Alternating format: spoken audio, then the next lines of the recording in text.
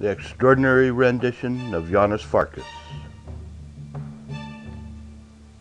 Chapter 58. They heard a door open above them. They heard a door open below them. Footsteps coming up. Footsteps coming down. Many footsteps. Saudi guards who would not know one Janos from another. Spencer glanced up the stairs, then back at the priest as he squeezed the shutters. His momentarily glance up was all the time it had taken for the priest to disappear through the doorway behind him, and Spencer's shot slid harmlessly off the closing steel door. "Quick," Ein said, reaching for the same door the bullet had marked. "We're trapped here. We have to find another way out." Through the door they went, following the priest. "The stairs at the front," Ein said. "That's the way I came up with. That's the way I came up. That shot will bring people to the back of the boat. The front is our best choice." Opening the door, Spencer fired 2 more shots in the stairwell. One up, one down. "I hope you're right," he said as the door closed. They moved quickly along the dark starboard side of the ship. Ein leading, Spencer rear guard, guns drawn. Halfway along the ship, the shadows of blackness erupted, and Ein was in the priest's grasp. His stiletto pointed at her heart. He had not counted on Ein's training or his strength, and when her head leaned forward, it came back hard enough to split his lips. Her hand caught the wrist with the knife, and with her elbow against his chest, his arm could not bring the knife closer. Spencer whirled, kicked, and the knife was gone. The priest's hand went for Ein's throat. It takes only a second to crush a larynx, only seconds more for death. Spencer lunged. He had no time for anything else. Ein was between them, but the deck railing would crack the priest's spine. The crack they heard was not the priest's spine. It was the railing giving away. The realization that they were suspended in thin air caught all 3 of them by surprise. The priest flung his arms out, clutching at nothingness. Spencer drove his fist into the priest's face. Ribbons of blood floated in the air. The priest separated from them, and Spencer tried to swing Ein in the air so that his body would take the force of the water 50 feet below. The impact knocked whatever breath he had in him out. He gagged on a mouthful of water and started to sink, drowned. His mind in another space, in a fish tank in another world. Ein went down with him, but she was kicking, struggling, reaching for the surface. Her hand grabbed at him to pull him up to the surface. In desperation, he reached for her, grabbing her hands, making them useless, pulling her down. She got her foot on his chest and kicked, pushed, and kicked again. He loosened his grip. She drifted away, surfaced, gulped for air. Then she was down behind him where he could not reach her. She grabbed his hair, but it was too short and slipped from her grip. She got his chin in the crook of her arm and kicked, pulling down water with her right hand. Pull, pull, pull. Kick, kick, kick. The surface shone with light as they broke through it. A spotlight from the yacht was scouring the water. She floated Spencer on his back and put her cheek to his mouth. "Christ, Janos," she said. "Christ, whoever you are, not now, not bloody now." She put her mouth to his, forcing air into him. The air brought some water out with it. Again and again she did it, each time some water coming out, but not enough to bring life. "Christ," she said, "don't drown on me. I don't even know who in the hell you are." As she went to give him the kiss of life one more time, she heard a thump, thump, thump, thump that was neither his heart nor hers. Looking up, she saw a helicopter hovering overhead, its searchlight joining the light from the yacht. Where could they go? Where could they hide?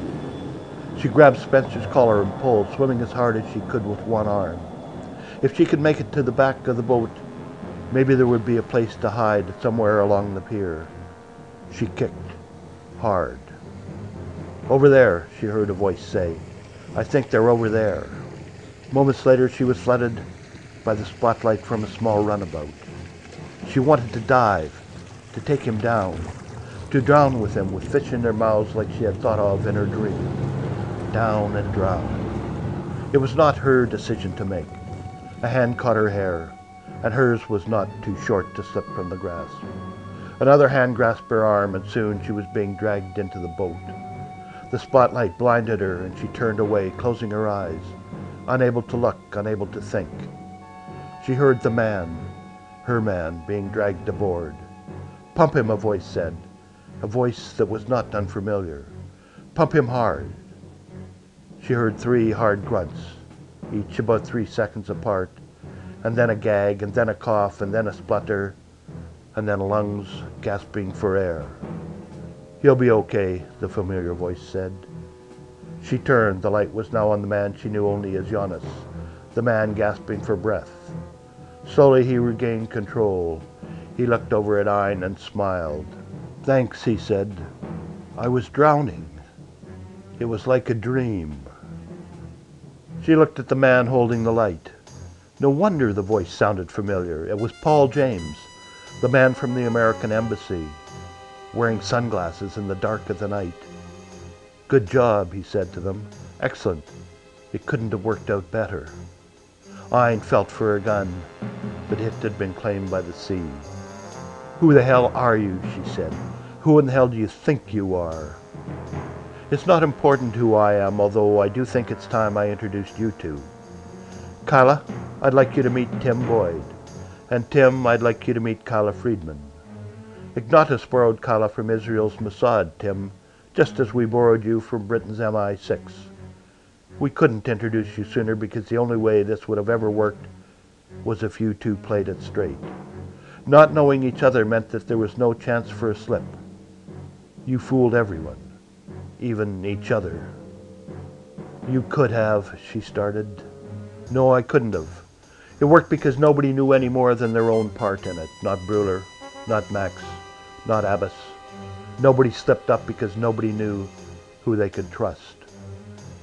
Nobody told me I'd..." "No, they didn't," he said to her. "And nobody told Tim either. That's why in the end you clung to each other.